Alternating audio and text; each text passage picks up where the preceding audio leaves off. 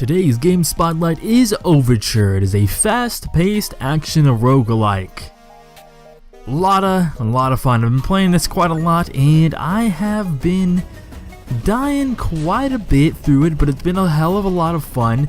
This game features four different classes, each with 3 different subsets, or one main one and 2 other subsets. The 4 classes are Warrior, Rogue, Mage, and Shaman, each having their own attacks and abilities with left and right mouse click, and they're all pretty fun to play. I think the hardest class to me by far is actually the Rogue. Even though he is a ranged bow user, he doesn't do a lot of damage early. I feel like his attacks are very singular, and you can get overcrowded really easily since you don't have big AoE attacks, unlike you do with the Mage or the Shaman, or even the Warrior has an AoE attack that goes around his entire body. They all have their unique abilities, and they're all very challenging in their own way. More about the game consists of multiple floors. Each floors have their own bosses, mini bosses, elites, and massive minions.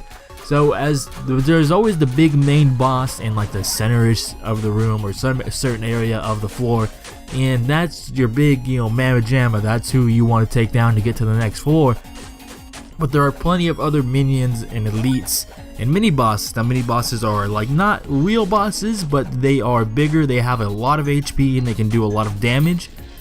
Elites, on the other hand, are more similar to minions. Minions are like for example, a skeleton that has a name, or some other creature that has a name, and when you kill them, they usually drop equipment, which can come around to mana regeneration, defense, and attack, depending on which item you get and what you put into your character to wear. And what I like about it is because the game's so action-packed fast, you know whether an item's going to be an improvement or not when it drops on the ground and you go over it, because it will be either red or green. If it's green, pick it up, it's an improvement. And I like that it keeps the fast-paced action to the game, because without it, I might be sitting there like, is this the better item, or I do not know, and then I might die. You need to keep that consistent thought process going. There are traps in the game.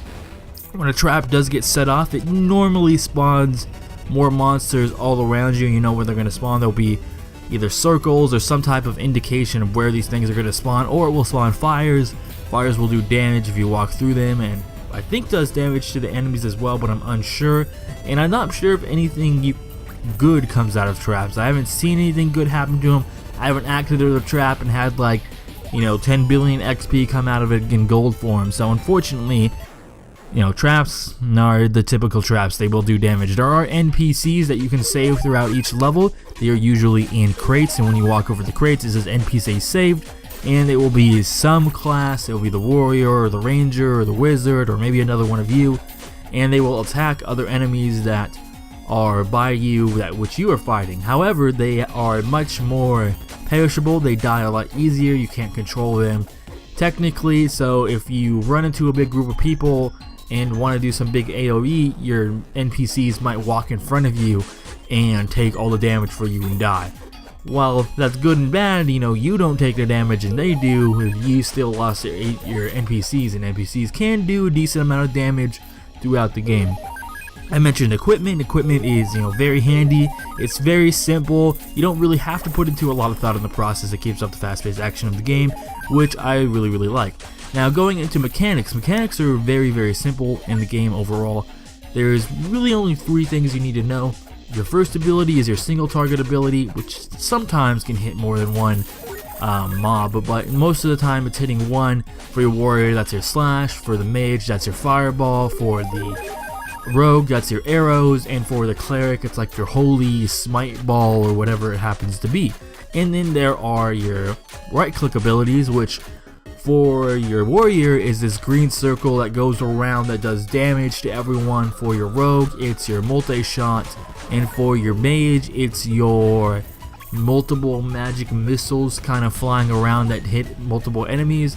And then for your Shaman, it is a big burst of things that come out of him, like scythes or magic energy. I'm not entirely sure what his ability is, but it's similar that it shoots out a direction AoE ability all around him. And the only last mechanic, which is probably one of the most important mechanics, is the running mechanic. If you have your pointer in the direction in which you are running, you run at a much faster pace. You get a little white trail behind your character and you run a lot faster. It's one of the most important things, because when you're gone the last thing, that you're on the boss, it's really easy to die against the boss. So you have to be really fast to be able to dodge all of his abilities, because you can very easily get close to almost dying on your first encounter of him, and then having to hopefully run around and find some HP, which sometimes you can, but sometimes you don't, and by the time you get back, you're probably gonna die again, because you're probably not gonna be max HP. Now, my overall thoughts of the game, I like it a lot. I feel like it has very high replayable value. I have replayed over and over multiple characters multiple times, because they each have their own individual fun and their own kind of tactics to how you need to play the character, and their own, play style overall. And then there's the subset classes, which I haven't unlocked yet, but I can imagine unlocking each subset class will be more than just, different skins. It will probably be different abilities and different things that they have. I'm sure maybe instead of a warrior, it'll be like a berserker, or instead of a mage, it'll be like a necromancer, instead of a shaman, or instead of a cleric for your shaman, it will be like an actual shaman, like lightning ability or something along those lines, a druid. There you go, that would be a good one. And for rogue, maybe it would be like a ninja or something along those lines. And overall, I think the game's very challenging. I have yet to beat a boss. I've gotten it maybe close to half HP, but to be able to dodge everything is very, very difficult. Overall, I enjoy the game a lot. It's on Steam right now for, I believe, around $5 to $10. It's not that pricey at all. It's right around I believe it's under $10. It's pretty inexpensive for what it gives to you, and yeah, it's $5.